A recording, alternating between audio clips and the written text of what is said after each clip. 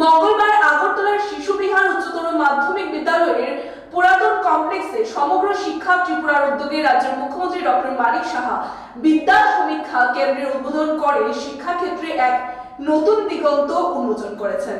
মঙ্গলবার আগরতলা শিশু বিহার উচ্চতর মাধ্যমিক বিদ্যালয়ের পুরাতন কমপ্লেক্সে সমগ্র শিক্ষা ত্রিপুরার উদ্যোগে রাজ্যের মুখ্যমন্ত্রী ডক্টর মানিক সাহা বিদ্যা সমীক্ষা কেন্দ্রের উদ্বোধন করে শিক্ষাক্ষেত্রে এক নতুন দিগন্ত উন্মোচন করেছেন। গুণগত উৎকর্ষমুখী এই সমীক্ষা কেন্দ্রের উদ্দেশ্যে প্রতিটি শিশুকে তার স্বপ্ন পূরণে সমর্থ করে তুলতে হবে। প্রধানমন্ত্রী নরেন্দ্র মোদীর দূরদর্শী পথনির্দেশ এবং ত্রিপুরার মাননীয় মুখ্যমন্ত্রী ডক্টর মানিক সাহার নেতৃত্বে এই বিদ্যা সমীক্ষা কেন্দ্র রাজ্যের শিক্ষা জগতে এক ব্যাপক ইতিবাচক পরিবর্তন ঘটাবে। এই দিনের অনুষ্ঠানের উদ্বোধক তথা মুখ্য অতিথি হিসাবে উপস্থিত ছিলেন রাজ্যের মুখ্যমন্ত্রী প্রফেসর ডক্টর মানিক সাহা।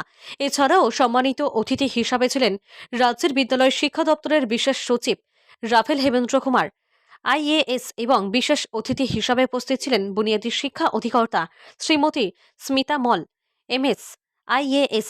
অনুষ্ঠানে সভাপতিত্ব করেন ত্রিপুরা সমগ্র শিক্ষা মিশনের রাজ্য প্রকল্প অধিকর্তা নৃপেন্দ্র চন্দ্র শর্মা।